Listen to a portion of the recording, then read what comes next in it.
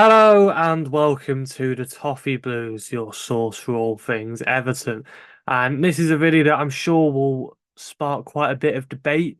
But yeah, in this video, we're kind of just going to be addressing the Dominic Calvert-Lewin situation, I guess is maybe the best way to describe it.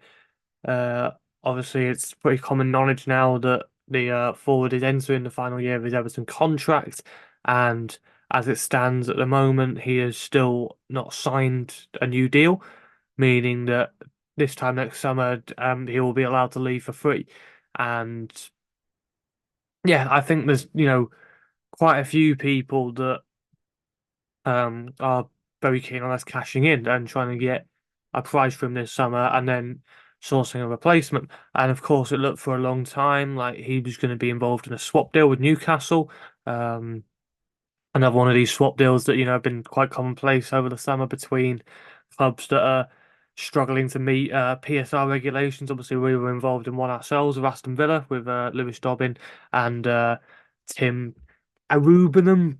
I think that might be the pronunciation. I think he's going to be known as Tim during his time there. I'm pretty sure, but yeah, so it was looking like we were going to be doing another one of those deals with Newcastle, and we were going to be getting young Kuba Minter, um, a young winger who spent last season at Feyenoord, I believe, and had a very impressive season, a very talented young winger. So I think a lot of people were very excited about that, from what they'd read about the lad that we were meant to be bringing in, and it seemed like a very good deal for especially from our side of things. And obviously that ended up falling through. I think quite a few speculative reports at the time was that the problem was on Calvert-Lewin's side. It seemed pretty clear that Minter wanted to move to Everton, and that the deal had fallen through because of something on Newcastle's end in when it came to Calvert-Lewin. And obviously, the Echo reported today that it was actually to do with Newcastle trying to offload Callum Wilson, and Calvert-Lewin was obviously going to come in to be his replacement, and the fact that they weren't able to offload Callum Wilson meant that they pulled out of the deal. And so I guess that maybe means that there might be scope later on in the window if Newcastle manage to sell Wilson, that they might come back in for Calvert-Lewin. Obviously, Minter's already gone to Brighton now, so that side of the deal is now dead. But so it may very well not be a swap deal, or at the very least, it would be a swap deal for a different player. We'd be getting a different player in return than we would have been before. Um, and yeah, obviously Newcastle will be coming back in for Calvert-Lewin if they manage to sell Wilson. But it might also be a case that this was only a deal that they wanted to do before June the 30th, before the PSR deadline, and it might be something that they abandon now. So that's all up in the air a little bit at the moment. But I guess the main thing is, do we still want to sell him if we can't get anything in return? I guess it depends on how much Newcastle would be willing to pay if it was just a straight acquisition. So I guess what the question is what sort of price tag do you put on Calvert-Lewin's head? Obviously we're not in the best bargaining position because he's entering the last year of his contract, and clubs will know that, and therefore will not want to pay too much because obviously next summer they could probably get him for free if they wanted to. So uh, that said, there is probably quite a low amount of money that would probably be the minimum amount that we'd take. I guess is probably the situation at the moment. I mean, for me, I'm not overly keen on selling him at all, if I'm being completely honest. I think for such a long time now, we've really struggled with strikers. Um, and we brought in two last summer, and it looked like we'd finally sorted the issues out. But Trinity's still very raw.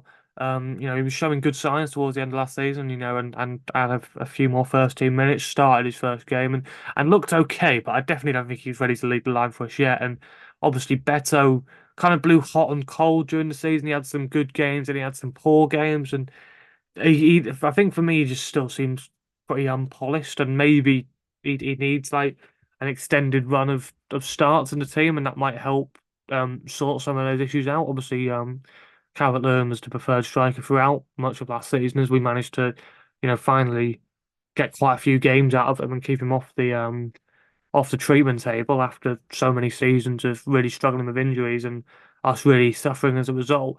So yeah, like I say, that striker situation is he's pretty comfortable now, and I think, we've still got quite a few priority positions, I think, this summer that we need to try and strengthen. I think we probably still need another central midfielder. Then we maybe need one or two more wingers. Maybe still looking to get a new right back in. Coleman's probably going to be playing his last season at the club. Ashley Young is obviously not getting any younger, and Dyche doesn't seem to trust Nathan Patterson too much. And he may very well leave before before the end of this window. I wouldn't be surprised on that front.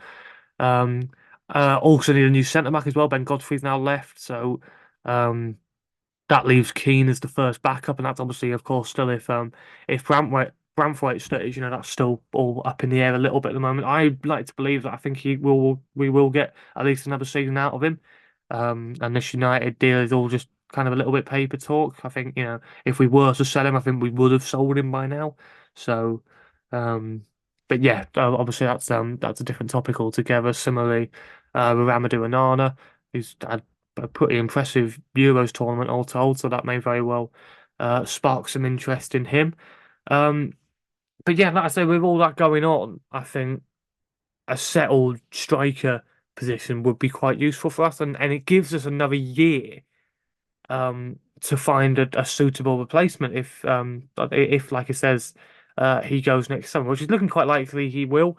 Um, Obviously, I think if he was to sign a new deal, he would have done it by now. But that said, if he has another good season for us and he's feeling good about himself, you never know down the line he might very well change his mind. So that's what I mean. For me, I would be maybe keeping him. I think that's probably quite a few people who disagree with me on that one, but I think it made sense with the swap deal. And as I said, winger position is something that I think we are still lacking a lot of options in. So getting a swap deal in that would have got in a very impressive winger in for us all told, I thought was a deal that made sense for us. But just getting what 15, maybe 20 mil for him, it's probably not enough to replace him, I don't think.